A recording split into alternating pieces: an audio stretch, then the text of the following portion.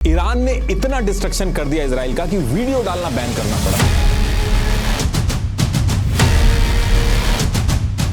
Palestine के साथ है, इजराइल के खिलाफ है और यूएस की इस पपेट करप्ट रॉयल फैमिली के खिलाफ है। बॉम्ब गिरने से ठीक पहले कुछ ट्रक आए, यूरेनियम उठा के गायब हो गए और सैटेलाइट से पता ही नहीं चल पाया।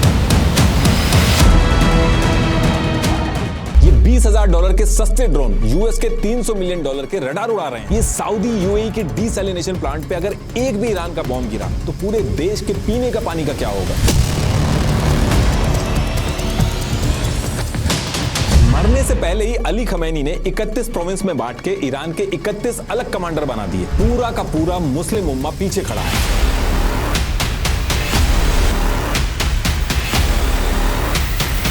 पैसे बड़े लगे हैं, अब रिटर्न भी बड़ा चाहिए। आते ही अली खमैनी को लेटर लिख के सीधे 60 दिन का अल्टीमेटम दिया गया।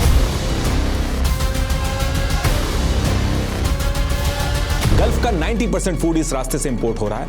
इसको रोक दिया तो बिना मिसाइल बिना बॉम्ब के ईरान दिक्कत खड़ी कर देगा।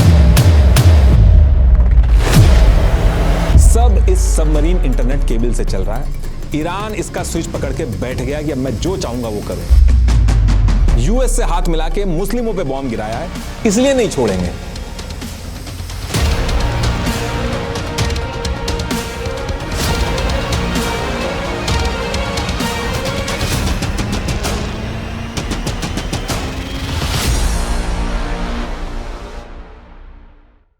देखिए, आज की डेट में ये जो लड़ाई ट्रंप ने ईरान के साथ स्टार्ट की है, ये ऐसा नहीं है कि बस ट्रंप के मन में आया और उसने ईरान पे बॉम्ब गिराना चालू कर दिए। पिछले कई दशकों से यूएस में जितने भी प्रेसिडेंट आए, president Biden, Obama, Bill Clinton, इन सब ने बिलियंस ऑफ डॉलर लगा के हर वो तरीका अपनाया ईरान से निपटने के लिए। अब यहाँ पे क्वेश्चन ये है कि ये सारी चीजें हो क्यों रही हैं? ये न्यूक्लियर टेक्नोलॉजी तो यूएस ने खुद ईरान को उठा के दी थी, तो ऐसा क्या बदल गया यूएस के सामने कि अब वो इसी न्यूक्लियर को ईरान से हटाने के लिए किसी भी हद तक जाने को रेडी है। और आज ये जो ईरान के ऊपर यूएस हमला कर रहा है, हमला तो यूएस ने किया है, लेकिन ईरान यूएस को छोड़ के यूएई, सऊदी, इन गल्फ कंट्रीज पे हमला करना क्यों स्टार्ट कर दिया? देखिए, इस पूरे गेम को समझने के लिए हमें थोड़ा पीछे जाना पड़ेगा, तभी ये सारी चीजें क्लियर होंगी। अभी अगर इसी समय आप एक मैप और एनर्जी का डेटा उठा के देखें तो उससे आपको एक चीज तो समझ में आ जाएगी कि ईरान मिडिल ईस्ट का बस ऐसा ही कोई नॉर्मल देश नहीं है, बल्कि जो पूरी दुनिया की एनर्जी पॉलिटिक्स है उसका बहुत बड़ा प्लेयर है। ऑयल और नेचुरल गैस के रिजर्व इतने सारे हैं ईरान के पास कि अकेला ईरान इस पूरी दुनिया की एनर्जी सप्लाई को इफेक्ट करने का दम रखता है। तो देखिए, यही सारी चीजें 1950s का जो टाइम था, उस टाइम भी ईरान के पास थी और ईरान का सब कुछ बढ़िया चल रहा था। उस टाइम पे वेस्ट कंट्रीज की जितनी भी एनर्जी नीड्स होती थी, उस पूरे में से 16% क्रूड ऑयल, 31% रिफाइंड प्रोडक्ट्स और 67% तक बंकर फ्यूल्स अकेले ईरान इनको देता था। तो इस टाइम पे वेस्टर्न कंट्रीज ने क्या किया? अपना पॉलिटिकल और डिप्लोमेटिक प्रेशर बना के ईरान से ऐसे एग्रीमेंट साइन कराए जिसमें जमीन ईरान की, तेल ईरान का, ऑयल फील्ड में जो वर्कर्स थे वो भी ईरान के, लेकिन जो एक्चुअल फायदा हो रहा था वो ब्रिटेन उठा रहा था। और ये चीज साल दर साल चलती आ रही थी। लेकिन इसके कुछ टाइम बाद ईयर 1951 में पीएम मुसादिक ईरान के पीएम बनते हैं और यहां से चीजें चेंज होती हैं। इन्होंने कहा कि ये सारी चीजें गलत हैं, हमारी जमीन है, ऑयल हमारा है, इस पे पहला हक भी हमारा होगा। इन्होंने आके ईरान के ऑयल को नेशनलाइज कर दिया, मतलब कि अब जो ईरान का ऑयल है उसका असली प्रॉफिट ईरान के लोगों को मिलेगा, ब्रिटेन और वेस्ट कंट्रीज जो हैं उनको कम मिलेगा। अब ये कर तो दिया पीएम मुसादिक ने, लेकिन उनको बिल्कुल आइडिया नहीं था कि वो कितनी बड़ी मुसीबत में पड़ने वाले। ये जो ईरान के अंदर ऑयल को नेशनलाइज किया गया, ये चीज यूएस और ब्रिटेन को बिल्कुल पसंद नहीं आई। ब्रिटेन का तो सीधा पैसे का नुकसान हो रहा था और यूएस को भी बहुत बड़ा डर था कि अब इसके बाद पीएम मुसादिक जो है अब ये सोवियत यूनियन से जाके ना हाथ मिला लें। तो अब इस प्रॉब्लम से निपटने के लिए यूएस की सीआईए और ब्रिटेन की MI6 ने एक सीक्रेट ऑपरेशन स्टार्ट किया, ऑपरेशन अजैक्स के नाम से। इसमें सबसे पहले इन्होंने क्या किया?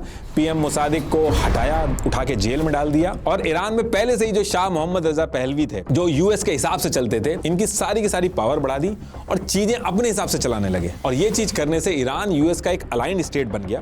फॉरेन पॉलिसी से लेके तेल की डील्स तक हर डिसीजन में यूएस का डायरेक्ट इन्फ्लुएंस होने लगा ईरान के अंदर। अब ये जो पीएम को उठा के जेल में डाल दिया और ये सारी डील यूएस खुद करने लगा, ईरानियंस ने इसको अपनी एक बेइज्जती की तरह लिया। ईरानियन ने कहा कि यूएस दुनिया भर में डेमोक्रेसी की बात कर रहा है, लेकिन यूएस ने हमारे देश में घुस के एक इलेक्टेड पीएम, जिसको ईरान की जनता ने चुना था, उसको हटा के अपना वेस्टर्न सिस्टम इंप्लीमेंट कर दिया। और ये जो आप डेथ टू अमेरिका सुनते हो, ये यहीं से स्टार्ट हुआ। आज की डेट में भी ईरान के अंदर आपको ऐसे लोग मिल जाएंगे जो शाह को यूएस का पपेट बोलते हैं। बहुत ही स्ट्रॉन्ग एंटी अमेरिका सेंटिमेंट्स हैं ईरान के अंदर। और अगर आप उस टाइम पे ईरान का मैप देखोगे तो ईरान बिल्कुल ऐसी जगह पे था जहां सोवियत यूनियन खत्म होता था और मिडिल ईस्ट शुरू होता था। यूएस जो था वो ईरान को मिडिल ईस्ट और सोवियत यूनियन के बीच में एक बफर स्टेट की तरह रखना चाहता था, ताकि ईरान सोवियत यूनियन को मिडिल ईस्ट का जो ऑयल है उससे एकदम दूर रखे। इस पूरे टाइम में यूएस ने ईरान को स्ट्रॉन्ग और इक्विप्ड करना शुरू किया। और इसी चीज को आगे बढ़ाते हुए कुछ ही साल बाद ईयर 1957 में US atoms for peace programme लेके आया।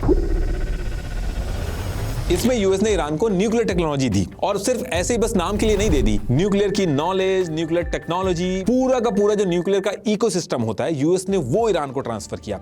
तेहरान यूनिवर्सिटी के अंदर इन्होंने तेहरान न्यूक्लियर रिसर्च सेंटर बनाए। ईरान के जो साइंटिस्ट थे उनको MIT भेजा गया। इनफैक्ट मेडिकल रिसर्च के लिए भी यूएस ने ईरान को इक्विप्ड किया। ये न्यूक्लियर का जो पूरा सिस्टम होता है, ये मेडिकल रिसर्च में भी काम आता है। कैंसर के साथ साथ ये जो थैलेसीमिया पेशेंट्स होते हैं, इनके आयरन लेवल को चेक करने के लिए न्यूक्लियर इमेजिन यूज होती है। ईरान सबसे ज्यादा थैलेसीमिया अफेक्टेड कंट्री में से एक है। और सिर्फ ईरान ही नहीं, ईरान के साथ साथ इंडिया में भी हर साल 10,000 बच्चे थैलेसीमिया के साथ पैदा होते हैं। इसीलिए इंडिया को वर्ल्ड थैलेसीमिया कैपिटल भी बोला जाता है। और ये जो थैलेसीमिया पेशेंट्स होते हैं, इनके लिए स्टेम सेल ट्रांसप्लांट कराना ही आखिरी उम्मीद होता है। लेकिन इसमें दिक्कत होती है मैचिंग डोनर के मिलने की। बहुत ही मुश्किल होता है। 10 लाख में से एक की प्रोबेबिलिटी होती है। लेकिन जेनेटिक सिमिलैरिटी की वजह से इंडियन पेशेंट का जो बेस्ट मैच है यूजुअली इंडियन डोनर ही होता है। लेकिन इतनी हैरानी की बात है कि इंडिया की इतनी बड़ी पॉपुलेशन होने के बाद भी रजिस्टर्ड डोनर के नंबर्स बहुत कम हैं और सही मैच नहीं मिलने की वजह से उनकी जान जाती है। लेकिन अच्छी बात यह है फ्रेंड्स कि अब इतनी बड़ी प्रॉब्लम को DKMS सॉल्व करने की कोशिश कर रहा है। मैंने डिस्क्रिप्शन में जो वेबसाइट दी है उस पर रजिस्टर करने पर DKMS आपको घर पे स्वैब किट भेजेगा। बस अपने चीक स्वैब का सैंपल लेकर किट को वापस भेजना है और रिवर्स पिकअप का QR कोड रिटर्न एनवेलप पर है। इससे होता क्या है कि आप इनके ग्लोबल डेटाबेस में जुड़ जाते हैं और अगर फ्यूचर में आप किसी के भी मैच बने तो सिर्फ 3 से 4 घंटे के सिंपल डोनेशन प्रोसेस से आप किसी की जिंदगी बचा सकते हैं। आपका एक रजिस्ट्रेशन मैचिंग डोनर मिलने के चांसेस कई गुना बढ़ा देता है। इसलिए जरूर रजिस्टर करिए, लिंक मैंने डिस्क्रिप्शन में दे दिया। तो देखिए, इसके बाद यूएस जो था वो आने वाले कई सालों तक ईरान को न्यूक्लियर टेक्नोलॉजी ट्रांसफर करने लगा। ये वही न्यूक्लियर टेक्नोलॉजी है जिसको खत्म करने के लिए आज हम बिलियंस ऑफ डॉलर लगा के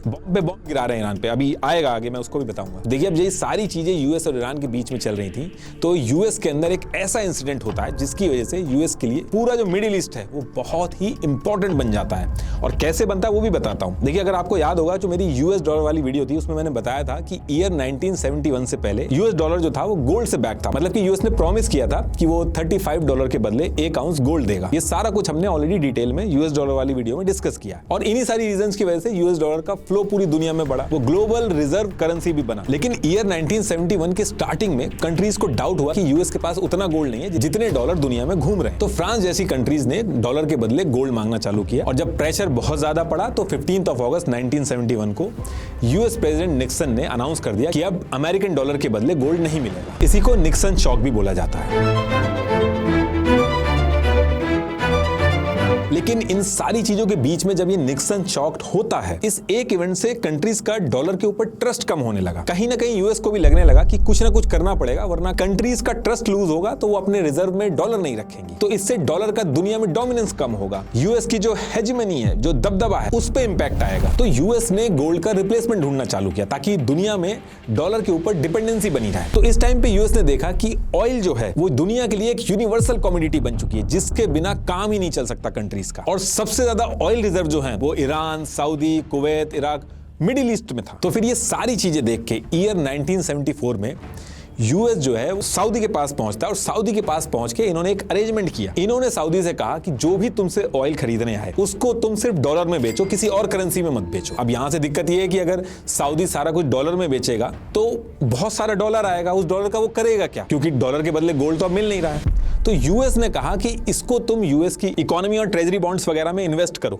और हम तुमको सिक्योरिटी गारंटीज और प्रोटेक्शन वगैरह देंगे। अब सऊदी की जो रॉयल फैमिली है, इनकी कंट्रीज के अंदर रिलीजियस ऑपोजिशन, मिलिट्री कूप्स, इन सब का बहुत ज्यादा खतरा था और यूएस का सपोर्ट अगर इनके साथ आ जाता मतलब कि कोई भी इनको हाथ नहीं लगा सकता। यूएस अगर कह रहा है कि वो सिक्योरिटी गारंटी देगा तो इसका मतलब यूएस इनके पीछे खड़ा है, कोई इनको टच नहीं कर पाएगा। और सऊदी के लिए कोई बड़ी चीज नहीं थी कि ऑयल को सिर्फ डॉलर में ही लेना है, क्योंकि डॉलर तो ऑलरेडी ग्लोबल करेंसी चली रही थी, लोग डॉलर में ही खरीद रहे थे। तो सऊदी इस चीज के लिए मान गया और एक साल के अंदर ही ईयर 1975 तक सऊदी ने, उस समय ओपेक कंट्रीज के अंदर सऊदी की बहुत चलती थी, तो सऊदी ने बाकी ओपेक कंट्रीज को भी इस चीज के लिए मना लिया और ऑयल जो है वो डॉलर में बिकने लगा। इससे जो ऑयल के प्राइस होते हैं वो भी इनके हिसाब से सेट होने लगे। ये चीज करके यूएस ने पूरी दुनिया के अंदर डॉलर की एक परमानेंट डिमांड बना दी। इससे हुआ ये कि ऑयल की डिमांड का मतलब डॉलर की डिमांड, और डॉलर की डिमांड होना मतलब डॉलर की डोमिनेंस बनी रहना, यूएस का दबदबा बना रहना। और ये जो ऑयल बेच के डॉलर आते हैं इन्हीं को पेट्रो डॉलर बोला गया है।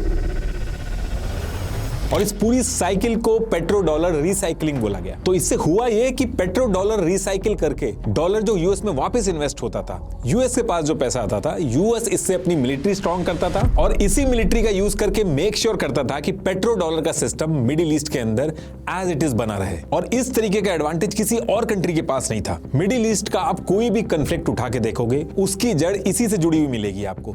जिसने भी ऑयल को डॉलर के अलावा किसी और करेंसी में बेचने की कोशिश की वो यूएस का दुश्मन बना। गद्दाफी, सद्दाम, इवन अभी वेनेजुएला में भी यही सिचुएशन थी। सद्दाम डॉलर से यूरो की सेटलमेंट करने की कोशिश करी। ऐसे गद्दाफी ने gold bag African currency propose की। ये जो सारी चीजें मैं आपको बता रहा हूं, अभी जब हम आगे करंट कन्फ्लिक्ट पे आएंगे तो ये सारी चीजें सेंस बनाएंगे। आप थोड़ा सा वेट करिएगा। अब देखिए, इसके बाद ये जो सिस्टम यूएस ने बनाया था मिडिल ईस्ट के अंदर, ये सब कुछ एकदम बढ़िया चल रहा था। कोई भी major oil producing country US के अगेंस्ट में नहीं थी मिडिल ईस्ट के अंदर। लेकिन इसके बाद ईयर आता है 1979 और यूएस को इस ईयर में एक बहुत बड़ा झटका लगता है मिडिल ईस्ट के अंदर। ईरान, जो कि मिडिल ईस्ट में यूएस का सबसे ट्रस्टेड ऑयल प्रोड्यूसिंग एलाय था, वहां पे आयतुल्लाह खुमैनी ईरान की जनता को अपने साथ लेके एक रेवोल्यूशन करते हैं। Tonight, Iran stands at a historic turning point as mass protests shake the foundations of the Shah's rule, and exiled leader Ruhollah Khomeini emerges at the center of a rapidly unfolding revolution. और शाह और US को Iran से बाहर करके Islamic Republic बना देते हैं। ये सारी चीजें कैसे हुई हमने ईरान वाली वीडियो में ऑलरेडी डिस्कस किया, तो मैं डिटेल में नहीं बताऊंगा। लेकिन जब ये चीज हुई तो ईरान के अंदर लोगों में इतना गुस्सा था शाह और यूएस के खिलाफ कि लोगों ने यूएस एम्बेसी में हमला करके सारे अमेरिकन डिप्लोमेट्स जो थे उनको पकड़ लिया था। इस एक इंसिडेंट की वजह से यूएस का जो इतने सालों का गेम था ईरान के अंदर, एक झटके में खत्म हो गया। यूएस ने ये जो ईरान के अंदर जितने भी न्यूक्लियर प्रोजेक्ट वगैरह चलाए थे, ये सारी चीजें आयतुल्लाह खुमैनी ने बंद कर दी थी। और इसके बाद आयतुल्लाह खुमैनी ने ये भी कहा, ये रेवोल्यूशन सिर्फ ईरान तक लिमिटेड नहीं रहेगा, ये हम मिडिल ईस्ट की बाकी कंट्रीज में भी करेंगे। इन्होंने कहा कि ये जो सऊदी वगैरह हैं, ये जो मिडिल ईस्ट में रूलर्स हैं, ये करप्ट पपेट्स रूलर्स हैं, ये तुम्हारे नहीं है, इस्लाम का रूल मिडिल ईस्ट में लाना होगा। अब ये सारी चीजें होने के बाद यूएस का बस एक ही एम था कि कैसे भी ईरान के अंदर आयतुल्लाह खुमैनी की रिजीम को हटाओ। लेकिन ये चीज इतनी आसान नहीं है। ईरान साइज में इतना बड़ा है कि उस पर ऐसे हमला करके रिजीम हटाना पॉसिबल नहीं था, और कोई प्रोटेस्ट वगैरह करके रिजीम हटाना वो भी पॉसिबल नहीं था, क्योंकि ईरान की जो जनता थी वो यूएस के एकदम अगेंस्ट थी। तो अब यहां से इसके एक साल बाद ईयर 1980 में यूएस ट्राई करता है कि ये जो ईरान इराक वॉर है, इसके अंदर कैसे भी करके इराक को हेल्प करो और खुमैनी को हटाओ। यूएस इंटेलिजेंस को बहुत अच्छे से पता था कि इराक ईरान पे केमिकल वेपन्स का हमला कर रहा है, लेकिन उसके बाद भी यूएस ने इराक को battle planning assistance the, billions of dollar लगाए, लेकिन इससे ज्यादा कुछ हुआ नहीं। ये वॉर चली, एक स्टेलमेट जैसी पोजीशन हो गई, कोई हारा जीता नहीं। और जब ये वॉर खत्म हुई इराक ईरान वाली, तो ईरान की थिंकिंग में इसका बहुत ही उल्टा इंपैक्ट हुआ। जो यूएस के साथ बातचीत का स्कोप था वो भी खत्म हुआ। इस ईरान इराक वॉर में ईरान के ऊपर जो केमिकल वेपन हुए आम जनता के ऊपर, आप अगर सर्च करोगे सरदश्त केमिकल अटैक, तो आज भी पिक्चर मिलेंगी उसकी। तो जब लड़ाई चल रही थी तो इसको लेके ईरान मल्टीपल टाइम्स यूएन गया, दुनिया भर के देशों के पास गया कि हमने केमिकल वेपन यूज नहीं किया, लेकिन हमारी आम जनता के ऊपर केमिकल वेपन मारे जा रहे हैं। लेकिन इसको लेके यूएन वगैरह कहीं भी सुनवाई नहीं हुई। इन सारी चीजों को देख के ईरान एक चीज समझ गया था कि ये जो अमेरिका की दुश्मनी है ये टेम्परेरी नहीं है, यूएस चुप नहीं रहेगा, आगे भी आएगा, और जो भी करना होगा इनको खुद अकेले करना होगा, कोई मदद के लिए नहीं आने वाला। और इसी टाइम पे ईरान के अंदर एक तबका था जो इस चीज के फेवर में था कि यूएस से अगर बचना है तो न्यूक्लियर जैसा एक लॉन्ग टर्म स्ट्रेटेजिक टूल होना चाहिए। लेकिन आयतुल्लाह खुमैनी जो थे ये न्यूक्लियर वेपन के खिलाफ थे। इनका मानना था कि मास डिस्ट्रक्शन वाले जो हथियार होते हैं ये इस्लाम के असूलों के खिलाफ हैं। तो जब तक आयतुल्लाह खुमैनी रहे, न्यूक्लियर वेपन के बारे में इतनी ज्यादा खुल के बात नहीं हुई। लेकिन होता क्या है कि ईयर 1989 में आयतुल्लाह खुमैनी की डेथ हो जाती है और उसके बाद अली खमैनी ये पावर में आते हैं। और इस टाइम पे ईरान की सिचुएशन ये हो चुकी थी कि एक तरफ यूएस बैक्ड अरब जो थे वो खिलाफ में थे, इजराइल खिलाफ में था, यूएस रिजीम चेंज कराने में लगा हुआ था। तो ईरान ने यहाँ पे 2-3 चीजें की। ईरान ने यूएस से डायरेक्ट लड़ने की बजाय मिडिल ईस्ट के अंदर जो भी छोटे छोटे ग्रुप्स थे जो इजराइल और अरब रॉयल फैमिली जैसे सऊदी, बहरीन, यूएई इनके खिलाफ थे, जैसे पैलेस्टीन में हमास, लेबनान में हिजबुल्ला, जैसे यमन में हुतीज, ऐसे कई सारे ग्रुप जो थे उनको पैसे और हथियार से सपोर्ट करना चालू किया। इनको अपनी प्रॉक्सी बनाई। इस स्ट्रेटेजी को ये लोग फॉरवर्ड डिफेंस और एक्सिस ऑफ रेजिस्टेंस के नाम से बोलते थे। तो इससे हुआ ये कि मिडिल ईस्ट में जो गरीब पैलेस्टीन का सपोर्टर था, इजराइल के खिलाफ था, या अपनी सरकार से नाराज था, या अरब फैमिली से नाराज था, इनके सामने ईरान ने अपने आप को ऐसे प्रोजेक्ट किया कि देखो हम पैलेस्टीन के साथ हैं, हम इजराइल के खिलाफ हैं, और हम तुम्हारी कंट्री की करप्ट रॉयल फैमिली जो यूएस की पपेट है, हम उसके भी खिलाफ हैं। तो इसका एडवांटेज मिला ईरान को। ये चीज शिया सुन्नी से हटके जो पूरा मुस्लिम उम्मा है उसके एक सेक्शन में ईरान के लिए सिंपैथी आई। और जब ये चीज हुई तो यहां से सऊदी, यूएई, इनकी जो रॉयल फैमिलीज थी ये भी डरे। इनको लगा कि ईरान अब हमारे यहाँ भी रेवोल्यूशन ना करा दे और हमें हटा के पूरे मुस्लिम उम्मा का जो लीडर बनने की कोशिश कर रही है, कहीं ये सच में ना हो जाए। और अगर कहीं ईरान हमसे स्ट्रांग हो गया, उसके पास न्यूक्लियर आ गया, तो उस कंडीशन में तो ईरान को रोकना और उसके जो पर्पज है उसको रोकना एकदम मुश्किल हो जाएगा। तो सऊदी वगैरह जो है वो अपनी सिक्योरिटी गारंटीज को लेकर यूएस के और ज्यादा क्लोज हुए। इनफैक्ट यूएस को और मोटिवेट किया कि ईरान का कुछ किया जाए। और फिर इसके बाद जो दूसरा स्टेप ईरान ने लिया, शाह के टाइम पे जो यूएस ने ईरान को न्यूक्लियर रिएक्टर्स वगैरह दिए थे उसको रिवाइव करना स्टार्ट किया। जो साइंटिस्ट थे मोहसिन फखरीजादे, इनको टास्क दिया गया और इन्होंने ईरान का जो नतांज और आर्क लोकेशन है यहाँ पे यूरेनियम एनरिचमेंट का प्रोग्राम स्टार्ट किया। लेकिन ईयर 2002 तक MEK जो कि ईरान के अंदर एक ऑपोजिशन है, उसने एक प्रेस कॉन्फ्रेंस करके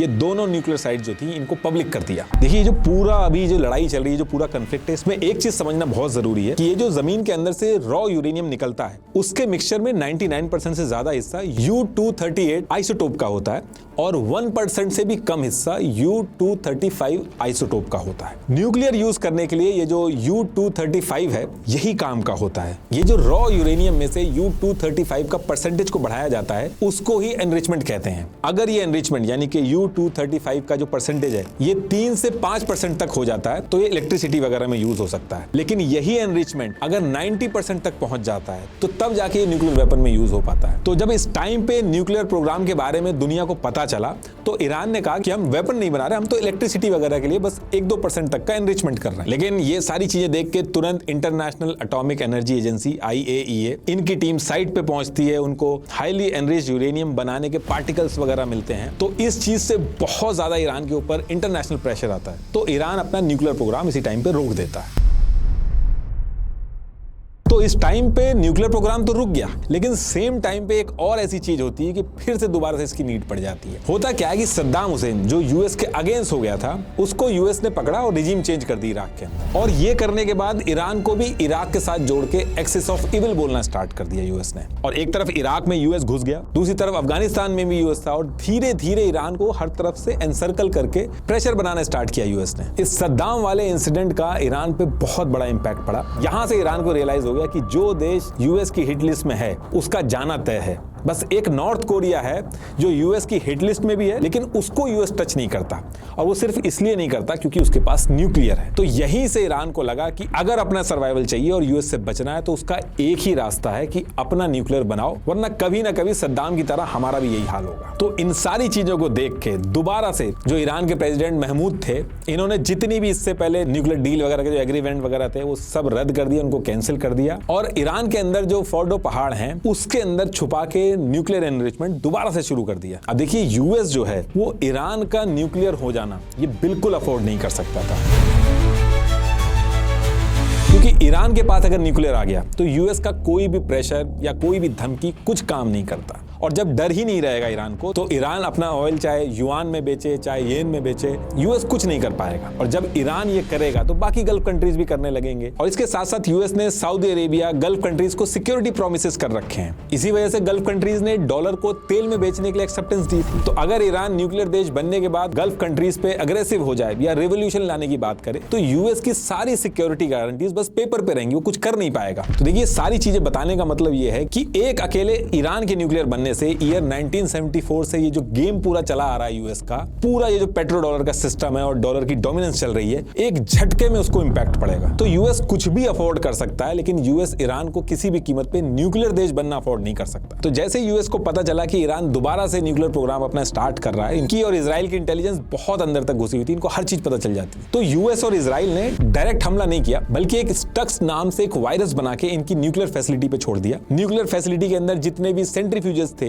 जो यूरेनियम का एनरिचमेंट करते थे, वो जरूरत से ज्यादा स्पिन होके सारे टूट गए। और इसके साथ साथ ईरान के जो साइंटिस्ट थे जो एक्चुअल में इस प्रोग्राम को चला रहे थे, जैसे मसूद अली, माजिद, दरियांश, मुस्तफा अहमदी, ये सारे थोड़े थोड़े टाइम पे मिस्टीरियस तरीके से इनके साथ एक्सीडेंट हुए और ये मारे जाने लगे। कोई अपनी कार स्टार्ट कर रहा तो ब्लास्ट हो जा रहा, कोई बाहर सुबह से निकल रहा तो वहां अपने आप गिर जा रहा। तो ये सारी चीजें होने लगी और जो न्यूक्लियर प्रोग्राम था ईरान का वो डिले होने लगा। लेकिन उसके बाद भी ईरान रुका नहीं, किसी ना किसी तरीके से उसने अपने प्रोग्राम को बनाए रखना जारी रखा, क्योंकि ईरान का ये मानना था कि अगर न्यूक्लियर नहीं बना पाए तो वैसे ही इनका मरना तय है। तो ईरान पहाड़ों के नीचे अलग अलग जगह पे अलग अलग तरीके से कैसे ना कैसे करके एनरिचमेंट स्टार्ट करने लगा और इसकी वजह से एक चेन स्टार्ट हो गई जिसमें ईरान अलग अलग तरीके लगा के अपना न्यूक्लियर प्रोग्राम बना रहा है और वहीं दूसरी तरफ अमेरिका और इजराइल इसको ट्रैक करके अलग अलग मिशन चला के उसको रोक रहा है। काफी सालों तक ये चीज चलती रही, लेकिन इसके बाद ईयर 2009 आता है और यहाँ पे ओबामा की एंट्री होती है। ओबामा प्रेसिडेंट बन के आते हैं। तो इस टाइम पे ईरान और यूएस के बीच में ये जो न्यूक्लियर को रोकने का खेल चल रहा था, इसको इन्होंने थोड़ा अलग तरीके से रोकने की कोशिश की। इन्होंने कहा कि हमला करने की बजाय अगर हम ईरान को टेबल पे लाके एक न्यूक्लियर एग्रीमेंट साइन कर लें तो उससे न्यूक्लियर प्रोग्राम भी रुक जाएगा और ये लड़ाई जैसी सिचुएशन भी नहीं होगी। लेकिन ईरान इस तरीके के न्यूक्लियर प्रोग्राम में कोई एग्रीमेंट हो जाए इसके लिए ओके नहीं था। वो ऐसा इसलिए था क्योंकि यूएस ने गद्दाफी के साथ भी एग्रीमेंट किए थे। गद्दाफी ने भी अपना पूरा का पूरा न्यूक्लियर प्रोग्राम बंद करके यूएस को दे दिया था, लेकिन उसके बाद भी गद्दाफी को मारा गया। तो ईरान का मानना था कि यूएस ये जो एग्रीमेंट वगैरह लेके आ रहा है ये बस टाइम बाय करने का तरीका है, ईरान को वीक करने का तरीका है और जब ये लोग इस चीज के लिए एग्री होंगे, इसको हटा देंगे तो उसके बाद इनका खात्मा होगा। तो ईरान जब मान नहीं रहा था तो ओबामा ने बैक टू बैक ईरान पे हैवी सैंक्शन लगाए, स्विफ्ट पेमेंट से निकाल दिया, सारे बैंक्स पे सैंक्शन लगा दिए। जो कंट्री ईरान से ऑयल खरीदने की कोशिश करती थी उस पे सैंक्शन लगा दिए। ईरान इतना सारा ऑयल होने के बाद भी ऑयल नहीं बेच पा रहा था, इकोनॉमी डूब रही थी, पेमेंट सिस्टम बंद होना बहुत बड़ी दिक्कत क्रिएट कर रहा था। लग्जरी आइटम तो छोड़ो, जो बेसिक मेडिसिन थी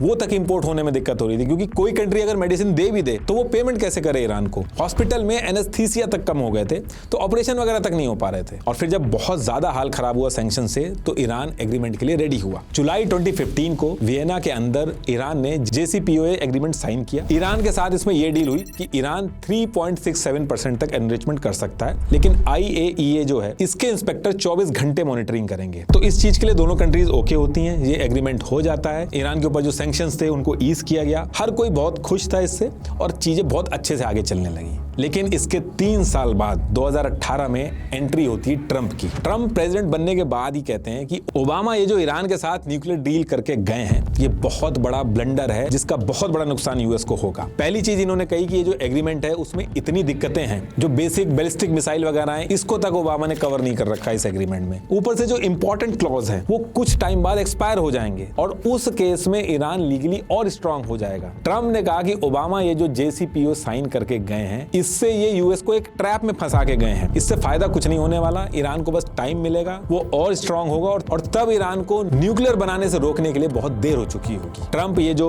ओबामा की JCPOA डील थी ये तोड़ के यूएस को ऑफिशियली इस डील से बाहर कर लेते हैं। ओबामा की जो 5 साल की मेहनत थी वो एक झटके में खत्म हो जाती है और ये डील टूटने के बाद फिर से वही तनातनी वाली सिचुएशन हो गई। ईरान ने बहुत तेजी से यूरेनियम एनरिचमेंट की लिमिट तोड़ना स्टार्ट किया और इधर से ट्रंप ने बैक टू बैक धमकी दी कि इसको तुरंत बंद करना होगा वरना इसका अंजाम बहुत बुरा होगा। ईरान और यूएस के बीच में वॉर जैसी सिचुएशन हो गई। यूएस ने ईरान के सेकंड मोस्ट पावरफुल आदमी कासिम सुलेमानी इनको मार दिया। इधर ईरान ने यूएस के एयरबेस पे हमला कर दिया और इससे पहले की वॉर स्टार्ट होती बाइडेन जीत के पावर में आ जाते हैं। ट्रंप जब प्रेसिडेंट बन के आए तो तब ईरान का जो यूरेनियम एनरिचमेंट था वो 3.67% तक था और ट्रंप के जाते टाइम ईरान का एनरिचमेंट 20% से ऊपर पहुंच गया। तो ये सारा कुछ होने के बाद भी कोई सोल्यूशन यहां भी नहीं निकल पाया। अब बाइडेन के आने के बाद दोबारा से ये जो JCPOA डील थी इसको रिवाइव करने की बात होती है, लेकिन ईरान पहले से ही कह देता है कि डील तभी होगी जब आप फ्यूचर गारंटी दो कि कोई दूसरा प्रेसिडेंट आएगा तो वो एग्जिट ना कर सके इस डील से। तो ये चीज बाइडेन के हाथ की थी नहीं। तो इन सारी चीजों को लेके एक नेगोशिएशन चल रहा था और फिर ईयर 2021 में अप्रैल का महीना था, इस दिन जब ये नेगोशिएशन चल रहा था ईरान की टीम और यूएस की टीम के बीच में, बीच नेगोशिएशन में 11 अप्रैल 2021 को ईरान की जो नतांज एनरिचमेंट फैसिलिटी थी उस पे इजराइल ने बॉम्ब मार दिए और जितने भी एडवांस IR-6 सेंट्रीफ्यूजेस थे ये सारे के सारे उड़ा दिए। ये जो चीज हुई इससे ईरान बहुत ज्यादा गुस्सा हो गया कि एक तरफ तो नेगोशिएशन चल रहा है और दूसरी तरफ हमारे ऊपर बॉम्ब मारे जा रहे हैं, तो ये सारी चीजें हम नहीं चलेंगी और यहां से बात थोड़ी बिगड़ भी गई। तो इसका जवाब देने के लिए ईरान ने डायरेक्ट हमला नहीं किया इजराइल पे, बल्कि ये कहा कि हम पे हमला हुआ है और हम इसके बदले में अब 60% न्यूक्लियर एनरिचमेंट करेंगे एज अ पेनल्टी, और वार्निंग दी कि हम चाहें तो 90% तक कर सकते हैं लेकिन हम 60% तक ही एनरिचमेंट कर रहे हैं, लेकिन दोबारा अगर ऐसा हमला हुआ तो हम 90% तक भी कर लेंगे। तो 11 अप्रैल 2021 को यह हमला हुआ था और 11 मई 2021 तक 60% न्यूक्लियर एनरिचमेंट ईरान ने कर लिया। और ये सारी चीज दुनिया को भी पता चली क्योंकि IAEA ने अपनी रिपोर्ट में भी ये चीज कंफर्म कर दी कि ईरान ने 60% एनरिचमेंट कर लिया है। अब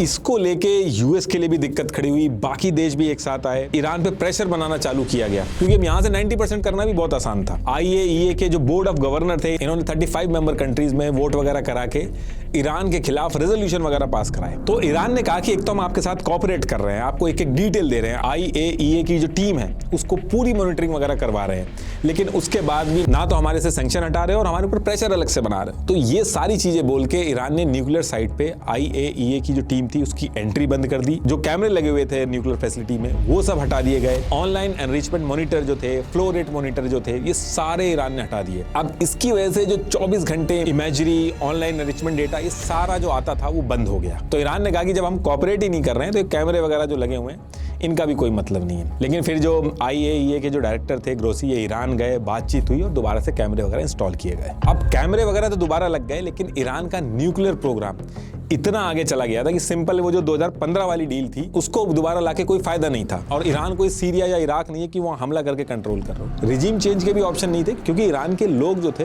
वो भले ही खमेनी के खिलाफ हो जाएं, लेकिन खिलाफ होने के बाद ये नहीं है कि वो अमेरिका के साथ जाके हाथ मिला लेंगे। तो एक स्टेलमेट जैसी सिचुएशन बन गई थी। और फिर इसके बाद 3 मार्च 2023 को एक और चीज होती है जिससे और सारे लोग परेशान हो जाते हैं। इस दिन IAEA ने रिपोर्ट पब्लिश की और कहा कि ईरान का जो न्यूक्लियर प्रोग्राम है इसको ईरान अब 12 दिन के ब्रेकआउट टाइम तक ले आया है। 12 दिन ब्रेकआउट पॉइंट का मतलब है कि ईरान जब चाहे 12 दिन में 60% से 90% एनरिचमेंट कर सकता है। लेकिन इसका मतलब ये नहीं है कि इतने दिन में न्यूक्लियर वेपन तैयार हो जाएंगे। जो एक्चुअल न्यूक्लियर बम होता है उसको डिजाइन करना एकदम अलग चीज है। कोर फैब्रिकेशन होता है, असेंबली होती है, डिलीवरी सिस्टम में लाइट वेट करके उसको फिट करना बहुत ही कॉम्प्लेक्स फेज होता है। ये इसमें और ज्यादा टाइम लगता है, 6 महीने से 1 साल से ज्यादा भी लग सकता है। तो यहां से सिचुएशन और खराब होने चालू हो गई थी और अगले 2 साल तक यानी कि 2023 से 2025 तक वही पुराना खेल शुरू हो जाता है। यूएस ने प्रेशर पॉइंट्स बढ़ाए, सैंक्शन और बढ़ाए, ईरान ने भी अपनी प्रॉक्सीज हिजबुल्ला, हाउतीज, हमास इन सबको एक्टिव करा। इसी बीच में 7 अक्टूबर वाला हमला भी हुआ। ईरान और इजराइल आमने सामने आ गए,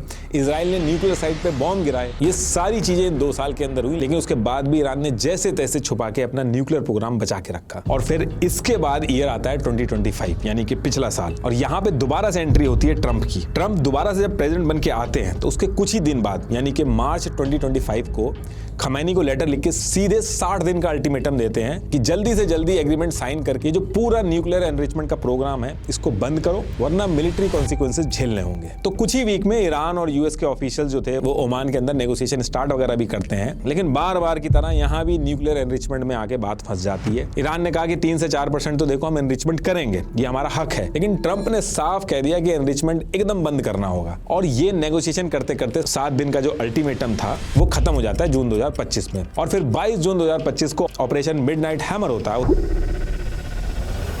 इसमें US B-2 स्टेल्थ बॉम्बर से ईरान के सारी न्यूक्लियर फैसिलिटीज जो थी, फोर्डो, नतांज, इस्फहान, कराज, इन सारी जगहों पे हैवी बॉम्बिंग करते हैं। ये जो स्ट्राइक यूएस ने की थी, इससे पहले ईरान के पास 440.9 kg 60% एनरिच्ड यूरेनियम था इनके पास, जो अगर 90% तक हो जाता तो 10 न्यूक्लियर वेपन बन सकते थे। लेकिन जब ये सारा हमला खत्म हुआ तो उसके बाद IAEA ने अपनी रिपोर्ट में मेंशन किया कि 200 kg 60% एनरिच्ड यूरेनियम जो था वो ईरान ने कैसे भी करके बचा लिया है। सैटेलाइट वगैरह से जब रिव्यू भी किया गया तो पता चला कि 12 जून 2025 को ईरान की न्यूक्लियर साइट्स पे बहुत सारे ट्रक्स आए जो अंदर गए, फिर एक टाइम के बाद वो बाहर निकले, उसके बाद अलग अलग डायरेक्शन में गए। तो कहने का मतलब है कि ईरान ने इतना एनरिचमेंट बचा के उसको शिफ्ट कर दिया। और ईरान के ऊपर ऐसे हमले होते रहते थे तो ईरान क्या करता है कि एडवांस सेंट्रीफ्यूजेस जो होते हैं जिसमें सारी चीजें बनती हैं, इनको वो बैकअप में इनके जो स्पेयर पार्ट्स होते हैं इनको अलग अलग सेफली रखता है ताकि कभी भी जरूरत पड़े तो उनको असेंबल करके यूज कर लिया जाए और वो हमले से बचे रहें। तो ये हमला होने के बाद भी न्यूक्लियर बचा लिया ईरान ने,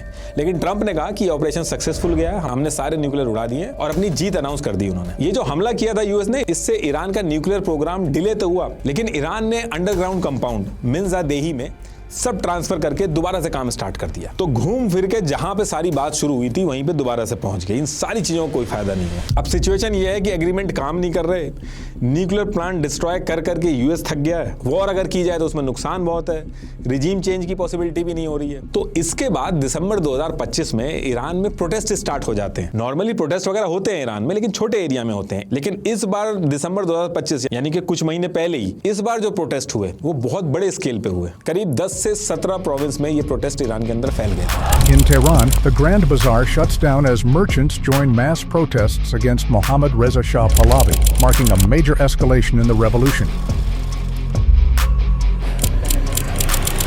तो नॉर्मली ईरान ऐसे टाइम पे इंटरनेट बंद कर देता है, लेकिन जब इस बार ईरान ने इंटरनेट बंद किया तो पता चला 40 से 50 हजार ये जो इलॉन मस्क वाले जो स्टारलिंक के टर्मिनल्स थे ये इलीगली चल रहे थे ईरान के अंदर। इसकी मदद से प्रोटेस्टर्स ने कोऑर्डिनेट करना स्टार्ट कर दिया। ईरान ने साफ कह दिया कि यूएस ये सारी चीजें ईरान के अंदर रिजीम चेंज के लिए कर रहा है, क्योंकि इन्होंने कहा कि प्रोटेस्ट के अंदर से मोसाद और सीआई के एजेंट्स इन्होंने पकड़े हैं। दूसरा, इस साल यूएस के बजट के अंदर ईरान के अंदर इंटरनेट सेंसरशिप बाईपास करने वाले जो टूल होते हैं जैसे वीपीएन, प्रॉक्सी सर्वर वगैरह, इसके लिए डेडिकेटेड फंड अलॉट किए गए थे। तो ये सारा ब्लेम ईरान ने यूएस पे दिया। इनफैक्ट इस टाइम पे ट्रंप भी ईरान के प्रोटेस्टर से कह रहे थे कि आप लोग लगे रहो, हम लोग हेल्प करने आएंगे, लेकिन ईरान ने बहुत स्ट्रिक्ट एक्शन लिया। 5000 से ज्यादा प्रोटेस्टर ईरान के अंदर मारे गए, तब जाके प्रोटेस्ट रुका। तो कुल मिला के ये प्रोटेस्ट वाला जो आइडिया था यहां से भी कुछ हासिल नहीं हुआ। अब इसके बाद आ जाते हैं हम लोग करंट ईयर में। घूम फिर के दोबारा से 6 फरवरी 2026 को वही नेगोशिएशन दोबारा से स्टार्ट हुआ। ओमान के अंदर सारा नेगोशिएशन स्टार्ट हुआ, लेकिन इस बार जब नेगोशिएशन ट्रंप ने स्टार्ट किया तो यूएस ने ईरान को चारों तरफ से घेर के एक मिलिट्री बिल्डअप करना भी स्टार्ट कर दिया था। और इस वाले नेगोशिएशन में ईरान ने पॉजिटिव सिग्नल्स दिए। यूएस की मैक्सिमम डिमांड जो थी वो ओमान भी ली। इनफैक्ट प्रोग्रेस इतनी अच्छी हो रही थी कि ओमान की तरफ से भी स्टेटमेंट आए कि अब बहुत जल्दी कुछ ब्रेक थ्रू मिलने वाला है, सब कुछ पॉजिटिव चल रहा है, गार्डियन वगैरह हर जगह ये खबरें छपने लगी। लेकिन इसी बीच में हैरानी की बात ये हुई कि इस ऑनगोइंग डिस्कशन के बीच में अचानक से 28 फरवरी 2026 को रात में ट्रंप ने ऑपरेशन एपिक फ्यूरी लॉन्च कर दिया। 24 घंटे के अंदर 1000 से ज्यादा स्ट्राइक्स की गई ईरान के ऊपर। इनके पास पहले से इंटेल था कि Ali Khomeini, defence minister, IRGC commander, Iran की सारी लीडरशिप तेहरान में मीटिंग कर रही है। तो 28 फरवरी 2026 को बॉम्ब मार के सबको इन्होंने मार दिया। अब यूएस की यहाँ पे कैलकुलेशन थी कि ईरान का इतना पुराना सिस्टम है, जब ये टूट जाएगा, ये सारे लोग मर जाएंगे, तो ईरान के जो छोटे छोटे ग्रुप्स हैं या जो ऑपोजिशन है वो अपने आप खड़े हो जाएंगे, उनसे हम डील कर लेंगे। लेकिन जब इराक में सद्दाम वाला इंसिडेंट हुआ था, जब यूएस ने सद्दाम को पकड़ के रिजीम चेंज की थी, तो उस चीज को देख के ईरान में एक चीज हुई थी। ईरान ने मोसाइक डॉक्ट्रिन फॉलो करी थी। इसमें इन्होंने ये किया था कि ईरान की अगर टॉप लीडरशिप, सेंट्रल कमांड या फिर कम्युनिकेशन को अगर यूएस हिट कर दे, तो इन्होंने ईरान को 31 प्रोविंशियल कमांड में डिवाइड करके हर प्रोविंस का अपना एक अलग हेड बना दिया था कि अगर इनकेस टॉप लीडरशिप चली जाती है तो कोई फर्क नहीं पड़ेगा, ईरान के उस प्रोविंस का जो हेड होगा वो खुद से फैसला लेगा उसको क्या करना है। ये इसलिए किया गया था ताकि लीडरशिप जाने के बाद भी ईरान का पूरा सिस्टम ना ब्रेक हो। और ये चीज हुई भी। ट्रंप ने जब अली खमैनी और इनकी लीडरशिप को मारा तो उसके बाद यही समझ में नहीं आया कि बात किससे की जाए। नेगोशिएशन के लिए कोई बचा ही नहीं, और नेगोशिएशन के लिए अगर कुछ बात आगे भी बढ़ती थी या ट्राई भी किया जाता था तो जो दूसरा ग्रुप था तो वो उस नेगोशिएशन के खिलाफ बात करने लगता। तो ईरान की लीडरशिप खत्म करने के बाद भी यूएस की प्रॉब्लम सॉल्व नहीं हुई है।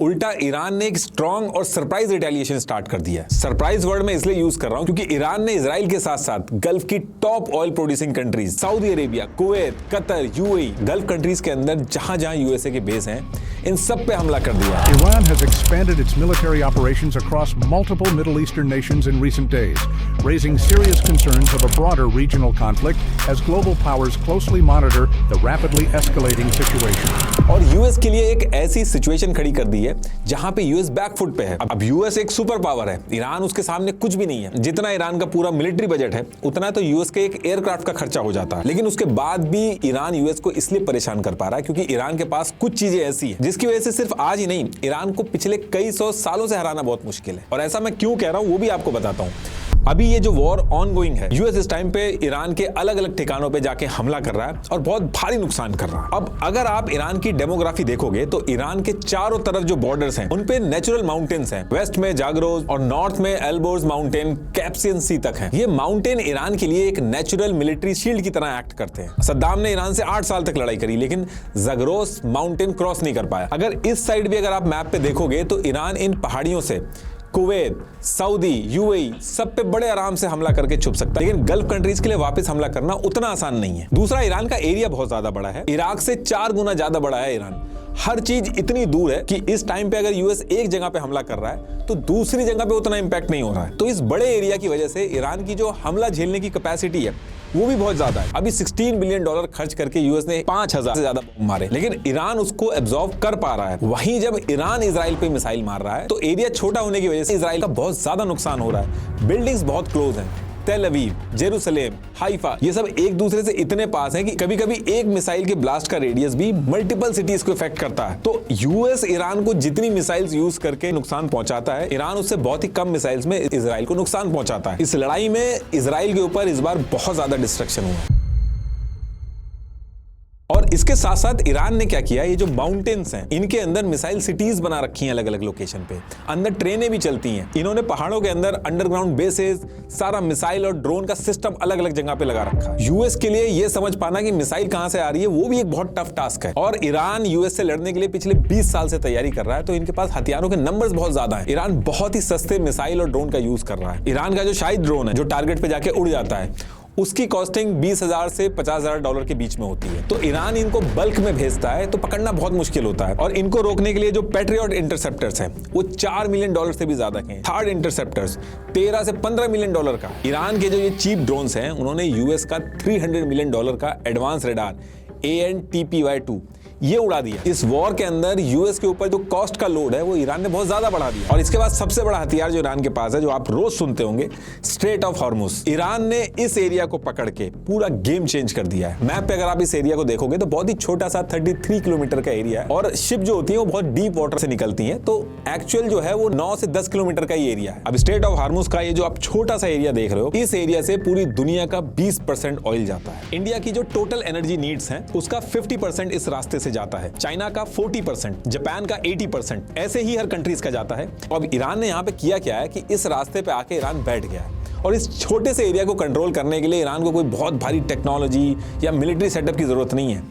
ईरान को हर शिप पे भी बॉम्ब नहीं मारना है, वो सिर्फ एक शिप पे बॉम्ब मार रहा है और बाकी शिप अपने आप रुक जा रही हैं। और ऐसा होने की वजह से जो इंश्योरेंस कंपनी है, जो शिप की इंश्योरेंस कंपनी है, वो बैकआउट हो रही हैं। वो रेट या तो बहुत ज्यादा बढ़ा रही हैं या फिर दे ही नहीं रही हैं। और जब यहां से शिप का आना जाना रुक जाता है तो कोई भी अपनी शिप इस एरिया से निकाल नहीं रहा है जब तक ईरान उसको खुद सिक्योरिटी गारंटी ना दे। अब जब ये चीज ईरान कर रहा है कि ऑयल के शिप्स को रोक दे रहा है तो ऑयल रुक जाता है। और ऑयल जब इस रास्ते पे रुकता है तो वो बिक नहीं पाता है। तो शुरू में मैंने जो पेट्रो डॉलर बताया था कि गल्फ कंट्रीज ऑयल से आए हुए पेट्रो डॉलर को यूएस में इन्वेस्ट करती हैं। तो जब स्ट्रेट ऑफ हॉर्मुज को रोकता है ईरान तो एक्चुअल में वो यूएस की इकोनॉमी और डॉलर के ऊपर भी प्रेशर बनाता है। पूरा जो पेट्रो डॉलर साइकिल है उस पर प्रेशर पड़ता है। ईरान का कहना है कि यूएस इसी तेल की कमाई के पैसे को यूज करके अपनी मिलिट्री पावर बढ़ाता है और फिर हम पे बार-बार हमला करता है। तो इसलिए हम इस रास्ते को नहीं खोलेंगे। और दूसरी चीज मैंने आपको बताई थी कि यूएस ने गल्फ कंट्रीज को सिक्योरिटी का वादा किया है, तभी ऑयल डॉलर में बेचने के लिए गल्फ कंट्रीज तैयार हुई। ये करके ईरान ने इसके ऊपर भी डेंट मार दिया। तो अब यहाँ पे ईरान ने कहा कि यूएस हम पे जो हमला कर रहा है वो इन गल्फ कंट्रीज की सिक्योरिटी बेसिस को यूज करके हम पे हमला कर रहा है, तो हम इन सिक्योरिटी बेसिस पे मारेंगे। और होता क्या है कि जब इन बेसिस से निकल के यूएस सोल्जर होटल वगैरह में जा रहे हैं तो ईरान गल्फ कंट्रीज के इन होटल्स पे भी मार रहा है। ईरान के लिए पहाड़ियों से इन होटल पे मारना बहुत आसान है। तो अगर इसको देखा जाए तो एक्चुअल में जिस सिक्योरिटी के लिए गल्फ कंट्रीज ने यूएस के बेसिस अपनी कंट्रीज में बनवाए थे, तो एक्चुअल में वही एक रीजन बन गया उनके ऊपर हमला होने का। और अब अगर गल्फ कंट्रीज को अपने ऊपर हमला रुकवाना है तो ईरान साफ कह रहा है कि जितनी भी गल्फ कंट्रीज हैं यूएस के बेसिस अपने यहां से हटाएं